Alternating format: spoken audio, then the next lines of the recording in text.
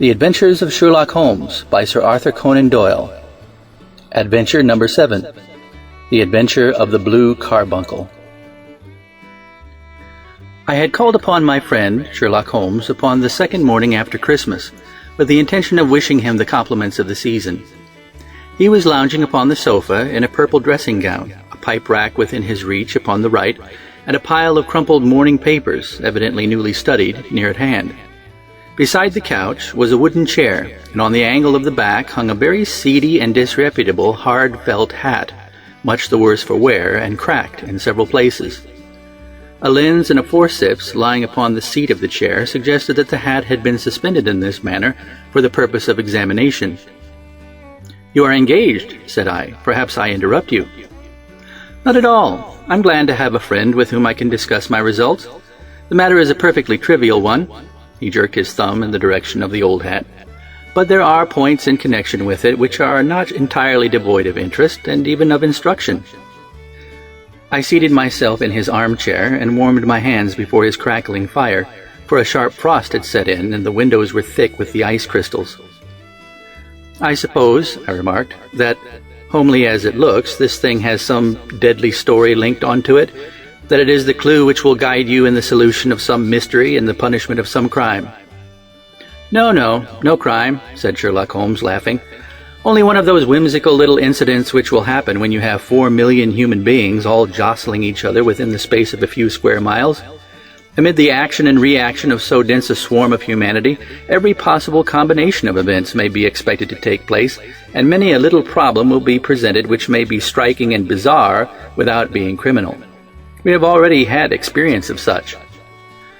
"So much so," I remarked, "that of the last 6 cases which I have added to my notes, 3 have been entirely free of any legal crime." "Precisely. You allude to my attempt to recover the Irene Adler papers, to the singular case of Miss Mary Sutherland, and to the adventure of the man with the twisted lip. Well, I have no doubt that this small matter will fall into the same innocent category. You know Peterson, the commissionaire?" "Yes." "It is to him that this trophy belongs." "It is his hat." No, he found it. Its owner is unknown. I beg that you will look upon it not as a battered billycock, but as an intellectual problem. And first, as to how it came here. It arrived upon Christmas morning in company with a good fat goose, which is, I have no doubt, roasting at this moment in front of Peterson's fire. The facts are these. About 4 o'clock on Christmas morning, Peterson, who as you know is a very honest fellow, was returning from some small jollification and was making his way homeward down Tottenham Court Road. In front of him he saw, in the gaslight, a tallish man walking with a slight stagger and carrying a white goose slung over his shoulder. As he reached the corner of Goodge Street, a row broke out between this stranger and a little knot of roughs. One of the latter knocked off the man's hat, on which he raised his stick to defend himself, and swinging it over his head, smashed the shop window behind him. Peterson had rushed forward to protect the stranger from his assailants, but the man, shocked at having broken the window and seeing an official-looking person in uniform rushing towards him, dropped his goose, took to his heels, and vanished amid the labyrinth of small streets which lie at the back of Tottenham Court Road. The roughs had also fled at the appearance of Peterson, so that he was left in possession of the field of battle, and also of the spoils of victory in the shape of this battered hat and a most unimpeachable Christmas goose, which surely he restored to their owner. My dear fellow, there lies the problem. It is true that "For Mrs. Henry Baker" was printed upon a small card which had been tied to the bird's left leg, and it is also true that the initials H.B. are legible upon the lining of this hat. But as there are some thousands of Bakers and some hundreds of Henry Bakers in this city of ours, it's not easy to restore lost property to any one of them. What then did Peterson do? He brought round both hat and goose to me on Christmas morning, knowing that even the smallest problems are of interest to me. The goose we retained until this morning, when there were signs that in spite of the slight frost, it would be well that it should be eaten without unnecessary delay. Its finder has carried it off, therefore, to fulfill the ultimate destiny of a goose, while I continue to retain the hat of the unknown gentleman who lost his Christmas dinner. Did he not advertise? No. Then what clue could you have as to his identity? Only as much as we can deduce. From his hat? Precisely. But you're joking. What can you gather from this old battered felt? Here is my lens. You know my methods. What can you gather yourself as to the individuality of the man who has worn this article?" I took the tattered object in my hands and turned it over rather ruefully. It was a very ordinary black hat of the usual round shape, hard and much the worse for wear. The lining had been of red silk, but was a good deal discolored. There was no maker's name, but as Holmes had remarked, the initials H.B. were scrawled upon one side. It was pierced in the brim for a hat securer, but the elastic was missing. For the rest, it was cracked, exceedingly dusty, and spotted in several places, although there seemed to have been some attempt to hide the discolored patches by smearing them with ink. "I can see nothing," said I, handing it back to my friend. "On the contrary, Watson, you can see everything. You fail, however, to reason from what you see. You are too timid in drawing your inferences." "Then pray tell me what it is that you can infer from this hat." He picked it up and gazed at it in the peculiar introspective fashion which was characteristic of him. "It is perhaps less suggestive than it might have been," he remarked. "And yet there are a few inferences which are very distinct, and a few others which represent at least a small balance of probability. That the man was highly intellectual is of course obvious upon the face of it, and also that he was fairly well-to-do within the last 3 years, although he has now fallen upon evil days. He had foresight, but has less now than formerly, pointing to a moral retrogression, which when taken with the decline of his fortune seems to indicate some evil influence, probably drink, at work upon him. This may account also for the obvious fact that his wife has ceased to love him." "My dear Holmes!" "He has, however, retained some degree of self-respect," he continued, disregarding my remonstrance. "He is a man who leads a sedentary life, goes out little, is out of training entirely, is middle-aged, has grizzled hair which he has had cut within the last few days, and which he anoints with lime cream. These are the more patent facts which may be deduced from his hat. Also, by the way, that it is extremely improbable that he has had gas laid on in his house." "You're certainly joking, Holmes." "Not in the least. Is it possible that even now, when I gave you these results, you are unable to see how they are attained?" "I have no doubt that I am very stupid, but I must confess that I am unable to follow you. For example, how did you deduce that this man was intellectual?" For answer, Holmes clapped the hat upon his head. It came right over the forehead and settled upon the bridge of his nose. "It is a question of cubic capacity," said he. "A man with so large a brain must have something in it." "The decline in his fortunes, then?" "This hat is 3 years old. These flat brims curled at the edge came in then. It is a hat of the very best quality. Look at the band of ribbed silk and the excellent lining. If this man could afford to buy so expensive a hat 3 years ago and has had no hat since, then he has assuredly gone down in the world." "Well, that is clear enough, certainly. But how about the foresight and the moral retrogression?" Sherlock Holmes laughed. "Here is the foresight," said he, putting his finger upon the little disc and loop of the hat securer. "They are never sold upon hats. If this man ordered one, it is a sign of a certain amount of foresight, since he went out of his way to take this precaution against the wind. But since we see that he has broken the elastic and is not troubled to replace it, it is obvious that he has less foresight now than formerly, which is a distinct proof of a weakening nature. On the other hand, he has endeavored to conceal some of these stains upon the felt by daubing them with ink, which is a sign that he has not entirely lost his self-respect." "Your reasoning is certainly plausible." "The further points, that he is middle-aged, that his hair is grizzled, that it has been recently cut, and that he uses lime cream, are all to be gathered from a close examination of the lower part of the lining. The lens discloses a large number of hair ends, clean cut by the scissors of the barber. They all appear to be adhesive, and there is a distinct odor of lime cream. This dust, as you will observe, is not the gritty gray dust of the street, but the fluffy brown dust of the house, showing that it has been hung up indoors most of the time, while the marks of moisture upon the inside are proof positive that the wearer perspired very freely, and could therefore hardly be in the best of training." "But his wife, you said that she had ceased to love him." "This hat has not been brushed for weeks.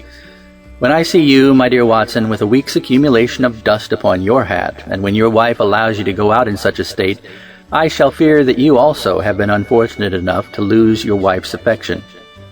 but he might be a bachelor. Nay, he was bringing home the goose as a peace offering to his wife. Remember the card upon the bird's leg? You have an answer for everything. But how on earth do you deduce that the gas is not laid on in his house? One tallow stain, or even two, might come by chance, but when I see no less than 5, I think that there can be little doubt that the individual must be brought into frequent contact with burning tallow, walks upstairs at night probably, with his hat in one hand and a guttering candle in the other. Anyhow, he never got tallow stains from a gas jet. Are you satisfied? Well, it is very ingenious, said I, laughing. But since, as you said just now, there has been no crime committed and no harm done save the loss of a goose, all this seems to be rather a waste of energy. Sherlock Holmes had opened his mouth to reply when the door flew open, and Peterson, the commissionaire, rushed into the apartment with flushed cheeks and the face of a man who is dazed with astonishment. "The goose, Mr. Holmes! The goose, sir!" he gasped. "Eh? What of it, then?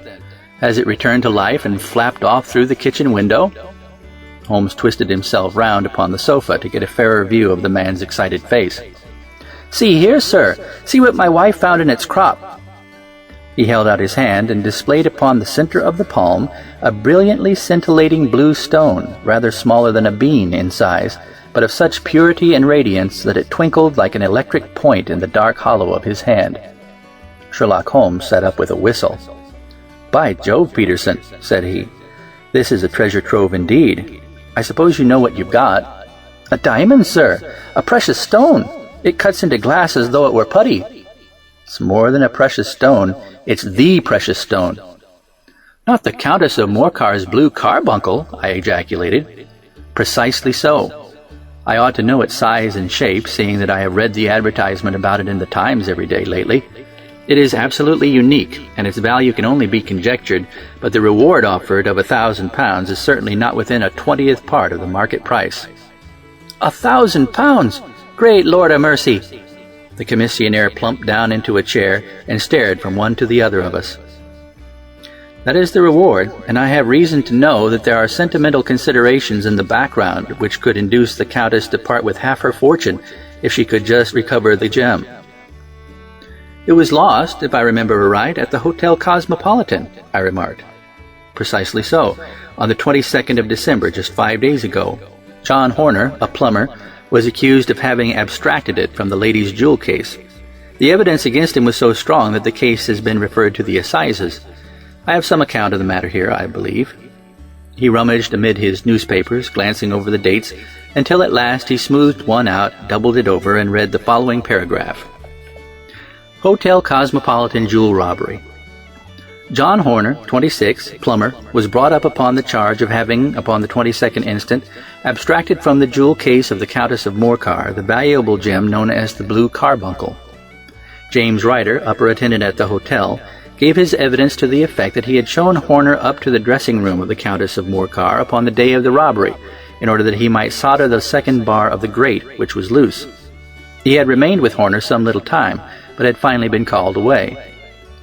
On returning, he found that Horner had disappeared, that the bureau had been forced open, and that the small morocco casket, in which, as it afterwards transpired, the Countess was accustomed to keep her jewel, was lying empty upon the dressing-table. Ryder instantly gave the alarm, and Horner was arrested the same evening. But the stone could not be found, either upon his person or in his rooms. Catherine Cusack, maid of the Countess, deposed to having heard Ryder's cry of dismay on discovering the robbery, and to having rushed into the room where she found matters as described by the last witness. Inspector Bradstreet, B Division, gave evidence as to the arrest of Horner, who struggled frantically and protested his innocence in the strongest terms. Evidence of a previous conviction for robbery having been given against the prisoner, the magistrate refused to deal summarily with the offense, but referred it to the assizes. Horner, who had shown signs of intense emotion during the proceedings, fainted away at the conclusion and was carried out of court. So much for the police court," said Holmes, thoughtfully, tossing aside the paper. "The question for us now to solve is the sequence of events leading from a rifled jewel case at one end to the crop of a goose in Tottenham Court Road at the other. You see, Watson, our little deductions have suddenly assumed a much more important and less innocent aspect. Here is the stone, The stone came from the goose, and the goose came from Mr. Henry Baker, the gentleman with the bad hat and all the other characteristics with which I have bored you. So now we must set ourselves very seriously to finding this gentleman and ascertaining what part he has played in this little mystery. To do this, we must try the simplest means first, and these lie undoubtedly in an advertisement in all the evening papers. If this fail, I have recourse to other methods. What will you say? Give me a pencil and that slip of paper. Now then, found at the corner of Goodge Street, a goose and a black felt hat. Mr. Henry Baker can have the same by applying at 6:30 this evening at 221B Baker Street. That's clear and concise. Very, but will he see it? Well, he is sure to keep an eye on the papers, since to a poor man the loss was a heavy one. He was clearly so scared by his mischance in breaking the window and by the approach of Peterson that he thought of nothing but flight. But since then he must have bitterly regretted the impulse which caused him to drop his bird. And then again, the introduction of his name will cause him to see it, for everyone who knows him will direct his attention to it. Here you are, Peterson. Run down to the advertising agency and have this put in the evening papers. In which, sir? Oh, in the Globe, Star, Pall Mall, St. James, Evening News, Standard, Echo, and any others that occur to you. Very well, sir. And this stone? Ah, yes, I shall keep the stone. Thank you. And I say, Peterson, just buy a goose on your way back and leave it here with me, for we must have one to give to this gentleman in place of the one which your family is now devouring. When the commissionaire had gone, Holmes took up the stone and held it against the light. It's a bonny thing, said he. Just see how it glints and sparkles. Of course, it is a nucleus and focus of crime. Every good stone is. They are the devil's pet baits. In the larger and older jewels, every facet may stand for a bloody deed. This stone is not yet 20 years old. It was found in the banks of the Amoy River in southern China, and is remarkable in having every characteristic of the carbuncle, save that it is blue in shade instead of ruby red. In spite of its youth, it is already a sinister history. There have been 2 murders, a vitriol throwing, a suicide, and several robberies brought about for the sake of this 40-grain weight of crystallized charcoal. Who would ever think that so pretty a toy could be a purveyor of the gallows and the prison? I'll lock it up in my strong box now, and drop a line to the Countess to say that we have it. Do you think that this man Horner is innocent? I cannot tell. Well then, do you imagine that this other one, Henry Baker, had anything to do with the matter? It is, I think, much more likely that Henry Baker is an absolutely innocent man who had no idea that the bird which he was carrying was of considerable more value than if it were made of solid gold. That, however, I shall determine by a very simple test, if we have an answer to our advertisement. And you can do nothing till then? Nothing. In that case, I shall continue my professional round. But I shall come back in the evening at the hour you have mentioned, for I would like to see the solution of so tangled a business. Very glad to have you. I dine at 7. There is a woodcock, I believe. By the way, in view of recent occurrences, perhaps I ought to ask Mrs. Hudson to examine its crop. I had been delayed at a case, and it was a little after 6:30 when I found myself in Baker Street once more. As I approached the house, I saw a tall man in a Scotch bonnet with a coat which was buttoned up to his chin, waiting outside in the bright semicircle which was thrown from the fanlight. Just as I arrived, the door was opened, and we were shown up together to Holmes's room. "Mr. Henry Baker, I believe?" said he, rising from his armchair and greeting his visitor with the easy air of geniality which he could so readily assume. "Pray take this chair by the fire, Mr. Baker. It's a cold night, and I observe that your circulation is more adapted for summer than for winter. Ah, Watson, you have just come at the right time. Is that your hat, Mr. Baker?" "Yes, sir, that is undoubtedly my hat." He was a large man, with rounded shoulders, a massive head, and a broad, intelligent face, sloping down to a pointed beard of grizzled brown. A touch of red in nose and cheeks, with a slight tremor in his extended hand, recalled Holmes's surmise as to his habits. His rusty brown frock coat was buttoned right up in front, with the collar turned up, and his lank wrists protruded from his sleeves without a sign of cuff or shirt. He spoke in a slow staccato fashion, choosing his words with care, and gave the impression generally of a man of learning and letters who had had ill usage at the hands of fortune. "We have retained these things for some days," said Holmes, "because we expected to see an advertisement from you giving your address. I am at a loss to know now why you did not advertise." Our visitor gave a rather shamefaced laugh. "Shillings have not been so plentiful with me as they once were," he remarked. "I had no doubt that the gang of roughs who assaulted me had carried off both my hat and the bird. I did not care to spend more money in a hopeless attempt to recover them." "Very naturally. By the way, about the bird, we were compelled to eat it." "To eat it?" Our visitor half rose from his chair in his excitement. "Yes, it would have been no use to anyone had we not done so, but I presume that this other goose upon the sideboard, which is about the same weight and perfectly fresh, will answer your purpose equally well?" "Oh, certainly, certainly," answered Mr. Baker with a sigh of relief. "Of course, we still have the feathers, legs, crop, and so on of your own bird, so if you wish—" The man burst into a hearty laugh. "They might be useful to me as relics of my adventure," said he, "but beyond that, I can hardly see what use the dejecta membra of my late acquaintance are going to be to me. No, sir, I think that, with your permission, I will confine my attentions to the excellent bird which I perceive upon the sideboard." Sherlock Holmes glanced sharply across at me, with a slight shrug of his shoulders. "There is your hat, then, and there your bird," said he.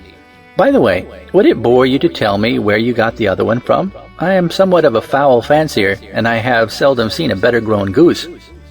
"Certainly, sir," said Baker, who had risen and tucked his newly gained property under his arm. "There are a few of us who frequent the Alpha Inn near the museum. We are to be found in the museum itself during the day, you understand. This year, our good host, Windigate by name, instituted a goose club, by which, on consideration of some few pence every week, we were each to receive a bird at Christmas. My pence were duly paid, and the rest is familiar to you. I am much indebted to you, sir, for a Scotch bonnet is fitted neither to my years nor my gravity." With a comical pomposity of manner, he bowed solemnly to both of us, and strode off upon his way. "So much for Mr. Henry Baker," said Holmes, when he had closed the door behind him. "It is quite certain that he knows nothing whatever about the matter. Are you hungry, Watson?" "Not particularly." "Then I suggest that we turn our dinner into a supper, and follow up this clue while it is still hot." "Yes, by all means." It was a bitter night, so we drew on our ulsters and wrapped cravats around our throats. Outside, the stars were shining coldly in a cloudless sky, and the breath of the passers-by blew out into smoke like so many pistol shots. Our footfalls rang out crisply and loudly as we swung through the Doctor's Quarter, Wimpole Street, Harley Street, and so through Wigmore Street into Oxford Street. In a quarter of an hour we were in Bloomsbury at the Alpha Inn, which is a small public house at the corner of one of the streets that runs down into Holborn. Holmes pushed open the door of the private bar and ordered 2 glasses of beer from the ruddy-faced, white-aproned landlord. "Your beer should be excellent if it is as good as your geese," said he. "My geese?" The man seemed surprised. "Yes, I was speaking only half an hour ago to Mr. Henry Baker, who was a member of your goose club." "Ah, yes, I see. But you see, sir, them's not our geese." "Indeed. Whose then?" "Well, I got the 2 dozen from a salesman in Covent Garden." "Indeed. I know some of them. Which one was it?"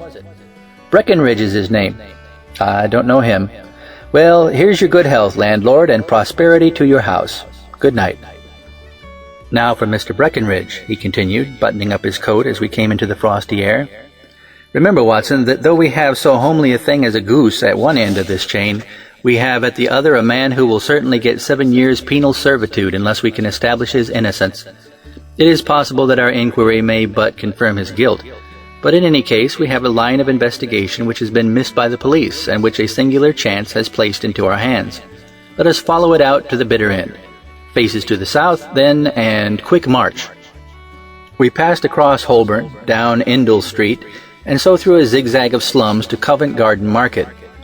One of the largest stalls bore the name of Breckenridge upon it, and the proprietor, a horsey-looking man with a sharp face and trim side-whiskers, was helping a boy to put up the shutters. "Good evening. It's a cold night," said Holmes. The salesman nodded and shot a questioning glance at my companion. "Sold out of geese, I see," continued Holmes, pointing at the bare slabs of marble. "Let you have 500 tomorrow morning." "That's no good." "Well, there are some on the stall with the gas flare." "Ah, but I was recommended to you." "Who by?" "The landlord of the Alpha." "Oh, yes, I sent him a couple of dozen." "Fine birds they were, too. Now, where did you get them from?" To my surprise, the question provoked a burst of anger from the salesman. "Now then, mister," said he, with his head cocked and his arms akimbo, "what are you driving at? Let's have it straight now." "It's straight enough. I should like to know who sold you the geese which you supplied to the Alpha." "Well, then, I shan't tell you. So now." "Oh, it's a matter of no importance, but I don't know why you should be so warm over such a trifle." "Warm? You'd be as warm, maybe, if you were pestered as I am. When I pay good money for a good article, there should be an end to the business. But it's where are the geese, and who did you sell the geese to, and what will you take for the geese? One would think they are the only geese in the world to hear the fuss that's made over them." "Well, I have no connection with any other people who have been making inquiries," said Holmes carelessly. "If you won't tell us, the bet's off, that's all. But I'm always ready to back my opinion on a matter of fowls, and I have a fiver on it that the bird I ate is country bred." "Well, then you've lost your fiver, for it's town bred," snapped the salesman. "It's nothing of the kind." "I say it is." "I don't believe it." "Do you think you know more about fowls than I, who have handled them ever since I was a nipper? I tell you all those birds that went to the Alpha were town bred." "You'll never persuade me to believe that." "Will you bet, then?" "It's merely taking your money, for I know that I am right, but I'll have a sovereign on with you just to teach you not to be obstinate." The salesman chuckled grimly. "Bring me the books, Bill," said he. The small boy brought round a small thin volume and a great greasy-backed one, laying them out together beneath the hanging light. "Now then, Mr. Cocksure," said the salesman, "I thought that I was out of geese, but before I finish you'll find that there's still one left in my shop. You see this little book? Well, that's the list of the folk from whom I buy. You see? Well then, here on this page are the country folk, and the numbers after the names are where their accounts are in the big ledger. Now then, you see this other page in red ink? Well, that's a list of my town suppliers. Now look at that third name. Just read it out to me." "Mrs. Oakshott, 117 Brixton Road, 249, read Holmes. "Quite so. Now, turn that up in the ledger." Holmes turned to the page indicated. "There you are, Mrs. Oakshott, 117 Brixton Road, egg and poultry supplier. Now then, what's the last entry?" "December 22nd, 24 geese at 7 shillings 6 pence. "Quite so. There you are. And underneath? Sold to Mr. Windigate of the Alpha at 12 shillings. What do you have to say now?" Sherlock Holmes looked deeply chagrined. He drew a sovereign from his pocket and threw it down upon the slab, turning away with the air of a man whose disgust is too deep for words. A few yards off, he stopped under a lamp-post and laughed in the hearty, noiseless fashion which was peculiar to him. "When you see a man with whiskers of that cut and the pink 'un protruding out of his pocket, you can always draw him by a bet," said he. "I dare say that if I had put £100 down in front of him, that man would not have given me such complete information as was drawn from him by the idea that he was doing me on a wager. Well, Watson, we are, I fancy, nearing the end of our quest, and the only point which remains to be determined is whether we should go on to this Mrs. Oakshott tonight, or whether we should reserve it for tomorrow. It is clear from what that surly fellow said that there are others besides ourselves who are anxious about this matter, and I should—" His remarks were suddenly cut short by a loud hubbub which broke out from the stall which we had just left. Turning round, we saw a little rat-faced fellow standing in the center of the circle of yellow light which was thrown by the swinging lamp, while Breckenridge, the salesman, framed in the door of his stall, was shaking his fists fiercely at the cringing figure. "I've had enough of you and your geese," he shouted. "I wish you were all at the devil together. If you come pestering me any more with your silly talk, I'll set the dog at you. You bring Mrs. Oakshott here and I'll answer to her, but what do you have to do with it? Did I buy the geese off you?" "No, but one of them was mine all the same," whined the little man. "Well, then ask Mrs. Oakshott for it." "She told me to ask you." "Well, you can ask the King of Prussia for all I care. I've had enough of it. Get out of this." He rushed fiercely forward, and the inquirer flitted away into the darkness. This may save us a visit to Brixton Road," whispered Holmes. "Come with me, and we will see what is to be made of this fellow." Striding through the scattered knots of people who lounged round the flaring stalls, my companion speedily overtook the little man and touched him upon the shoulder. He sprang round, and I could see in the gaslight that every vestige of color had been driven from his face. "Who are you, then? What do you want?" he asked in a quavering voice. "You will excuse me," said Sherlock Holmes blandly, "but I could not help overhearing the questions which you put to the salesman just now. I think that I could be of assistance to you." "You? Who are you? How could you know anything of the matter?" "My name is Sherlock Holmes. It is my business to know what other people don't know." "But you could know nothing of this." "Excuse me, I know everything of it. You are endeavoring to trace some geese which were sold by Mrs. Oakshott of Brixton Road to a salesman named Breckenridge, by him in turn to Mr. Windigate of the Alpha, and by him to his club, of which Mr. Henry Baker is a member." "Oh, sir, you are the very man whom I have longed to meet," cried the little fellow, with outstretched arms and quivering fingers. "I can hardly explain to you how interested I am in this matter." Sherlock Holmes hailed a four-wheeler which was passing. "In that case, we had better discuss it in a cozy room rather than in this windswept marketplace," said he. "But pray tell me, before we go further, who is it that I have the pleasure of assisting?" The man hesitated for an instant. "My name is John Robinson," he answered with a sidelong glance. No, the real name," said Holmes sweetly. "It is always awkward doing business with an alias." A flush sprang to the white cheeks of the stranger. "Well then," said he, "my real name is James Ryder." "Precisely so. Head attendant of the Hotel Cosmopolitan. Pray step into the cab, and I shall soon be able to tell you everything which you would wish to know." The little man stood glancing from one to the other of us with half-frightened, half-hopeful eyes, as one who is not sure whether he is on the verge of a windfall or a catastrophe. Then he stepped into the cab, and in half an hour we were back in the sitting-room at Baker Street. Nothing had been said during our drive, but the high, thin breathing of our new companion and the claspings and unclaspings of his hands spoke of the nervous tension within him. "Here we are," said Holmes cheerily as we filed into the room. "The fire looks very seasonable in this weather. You look cold, Mr. Ryder. Pray take the basket chair. I will just put on my slippers before we settle this little matter of yours.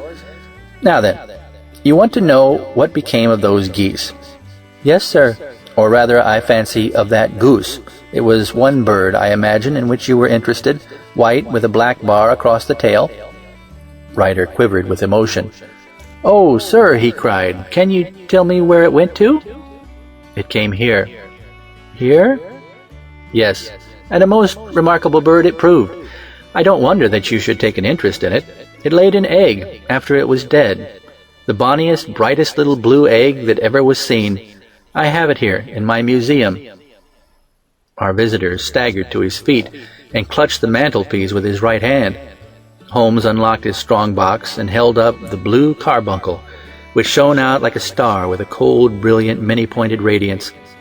Ryder stood glaring with a drawn face, uncertain whether to claim or to disown it. "The game's up, Ryder," said Holmes quietly. "Hold up, man, or you'll be into the fire. Give him an arm back into his chair, Watson. He's not got blood enough to go in for felony with impunity. Give him a dash of brandy. So. Now he looks a little more human. What a shrimp it is, to be sure." For a moment he had staggered and nearly fallen, but the brandy brought a tinge of color into his cheeks, and he sat staring with frightened eyes at his accuser. "I have almost every link in my hands, and all the proofs which I could possibly need, so there is little which you need tell me. Still, that little may as well be cleared up to make your case complete. You had heard, Ryder, of this blue stone of the Countess of Morcar's?" "It was Catherine Cusack who told me of it," said he in a crackling voice. "I see, her ladyship's waiting maid. Well, the temptation of sudden wealth so easily acquired was too much for you, as it has been for better men before you. But you were not very scrupulous in the means you used. It seems to me, Ryder, that there is the making of a very pretty villain in you. You knew that this man Horner, the plumber, had been concerned in some such matter before, and that suspicion would rest more readily upon him. What did you do then? You made some small job in my lady's room, you and your confederate Cusack, and you managed that he should be the man sent for. And then, when he had left, you rifled the jewel case, raised the alarm, and had this unfortunate man arrested. You then—" Ryder threw himself down suddenly upon the rug and clutched at my companion's knees. "For God's sake, have mercy!" he shrieked. "Think of my father, of my mother. It would break their hearts. I never went wrong before. I never will again. I swear it. I swear it on a Bible. Oh, don't bring it into court. For Christ's sake, don't." "Get back into your chair," said Holmes sternly, It is very well to cringe and crawl now, but you thought little enough of this poor Horner in the dock for a crime of which he knew nothing. I will fly, Mr. Holmes. I will leave the country, sir. Then the charge against him will break down. We will talk about that. And now let us hear a true account of the next act. How came the stone into the goose, and how came the goose into the open market? Tell us the truth, for there lies your only hope and safety. Ryder passed his tongue over his parched lips. I will tell you it just as it happened, sir, said he. When Horner had been arrested, it seemed to me that it would be best for me to get away with the stone at once, for I did not know at what moment the police might not take it into their heads to search me and my room. There was no place about the hotel where it would be safe. I made out as if on some commission, and I made for my sister's house. She had married a man named Oakshott, and lived in Brixton Road, where she fattened fowls for the market. All the way there every man I met seemed to me to be a policeman or a detective, and for all that it was a cold night, the sweat was pouring down my face before I came to the Brixton Road. My sister asked me what was the matter and why I was so pale, but I told her that I had been upset by the jewel robbery at the hotel. Then I went back into the backyard and smoked a pipe and wondered what would be the best to do. I had a friend once, called Maudsley, who went to the bad and had just been serving his time in Pentonville.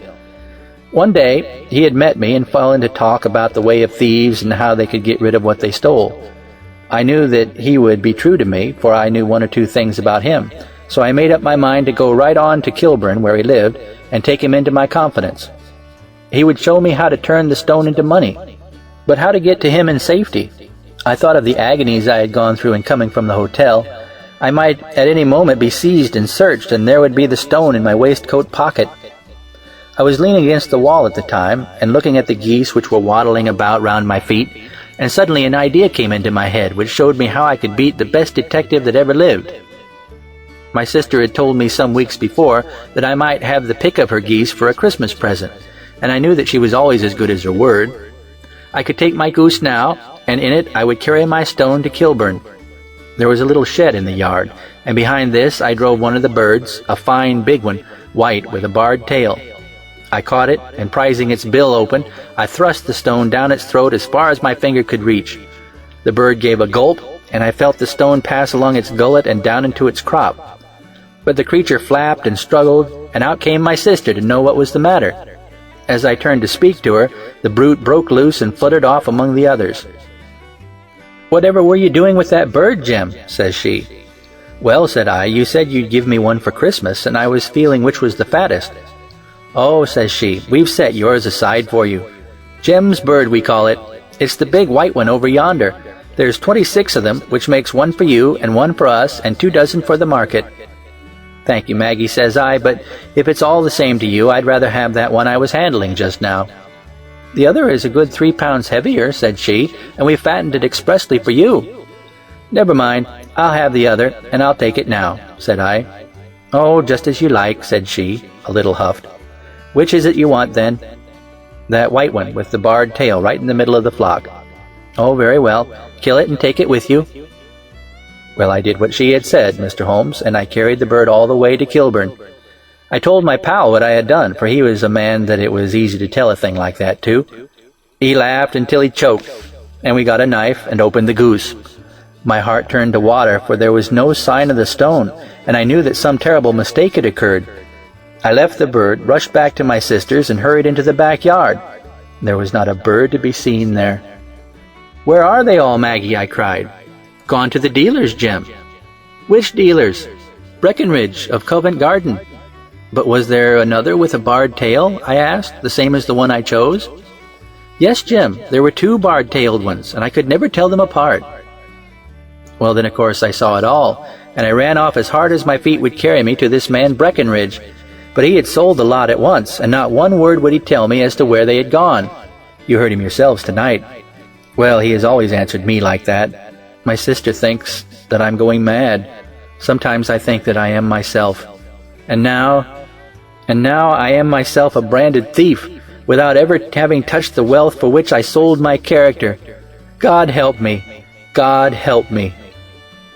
He burst into convulsive sobbing, with his face buried in his hands. There was a long silence. broken only by his heavy breathing and by the measured tapping of Sherlock Holmes's fingertips upon the edge of the table. Then my friend rose and threw open the door. "Get out," said he. "What, sir?" "Oh, heaven bless you! No more words. Get out." And no more words were needed. There was a rush, a clatter upon the stairs, the bang of a door, and the crisp rattle of running footfalls from the street. "After all, Watson," said Holmes, reaching up his hand for his clay pipe, "I am not retained by the police to supply their deficiencies. If Horner were in danger it would be another thing, but this fellow will not appear against him, and the case must collapse. I suppose that I am commuting a felony, but it is just possible that I am saving a soul. This fellow will not go wrong again. He is too terribly frightened. Send him to gaol now, and you make him a gaol bird for life. Besides, it's the season of forgiveness. Chance has put in our way a most singular and whimsical problem, and its solution is its own reward. If you will have the goodness to touch the bell, Doctor, we will begin another investigation, in which also a bird will be the chief feature." End of The Adventure of the Blue Carbuncle.